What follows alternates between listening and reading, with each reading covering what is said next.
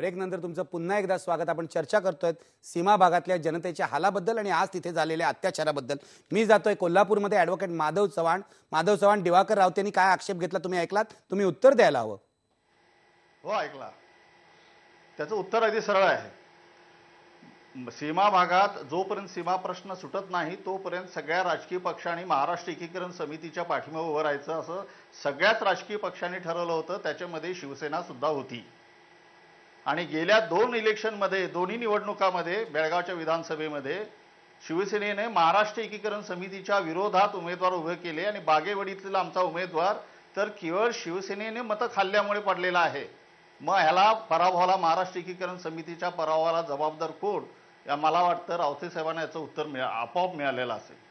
आता दुसरा भाग असा झाला की महाराष्ट्र एकीकरण समिती एकसंघ राहिलेली नाही।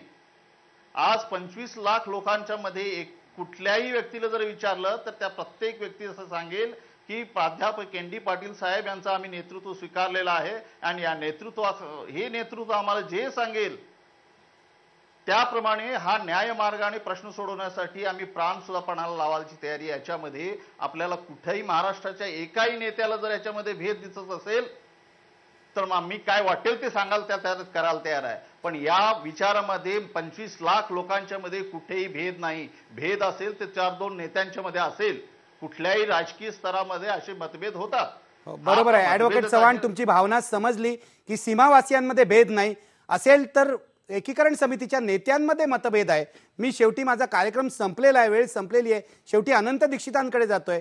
दीक्षित, पुढे काय करायचं, काय सांगाल तुम्ही महाराष्ट्रातल्या नेत्यांना आणि मराठी भाषिकांना, महाराष्ट्रातल्या आणि सीमेतल्या? सीमा भागातल्या मराठी माणसांच्या मतभेदाकडे महाराष्ट्रातील नेत्यांनी, संपादकांनी, कर्तबगार लोकांनी अतिशय उदार दृष्टीने पाहिलं पाहिजे। पहिली गोष्ट म्हणजे मराठी माणसं एकत्र आल्यानंतर मतभेद हे होतातच। स्वातंत्र्य कसं मिळवायचं याच्याबद्दल सुद्धा खूप मतभेद होते आणि तिथले जे मतभेद आहेत ते मिटवा मग आम्ही तिथे येतो, हा पवित्रा काही बरोबर नाही। मला स्वतःला असं वाटतं की ते ब्रिटिशांनी जर असं म्हटलं असतं की आधी तुम्ही सगळे एकत्र व्हा मग स्वातंत्र्य देतो, तर तसं हे झालं। नंबर दुसरा म्हणजे हा विषय सर्वोच्च न्यायालयामध्ये आहे।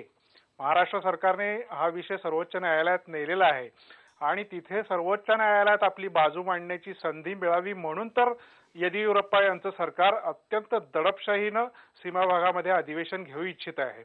त्यामुळे ह्या प्रकारे याला विरोध होणं आणि तो विरोध रस्त्यावरती येणं ही अत्यंत स्वाभाविक गोष्ट आहे।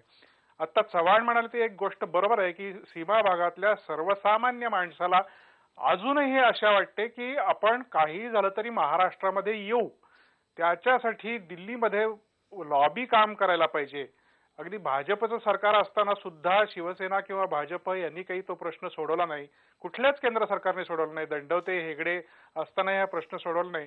त्यामुळे आता लोकशाही मार्गाने सतत प्रतिकार चालू ठेवणं आणि ज्या पार्श्वभूमीवरती पंजाब हरियाणाचा प्रश्न सोडवला, कर्नाटक केरळचा प्रश्न सोडवला, त्याच भूमिकेवरती भाषिक सलगता, तिथली लोकेच्छा काय आहे, लोकांची इच्छा काय याला महत्व आहे।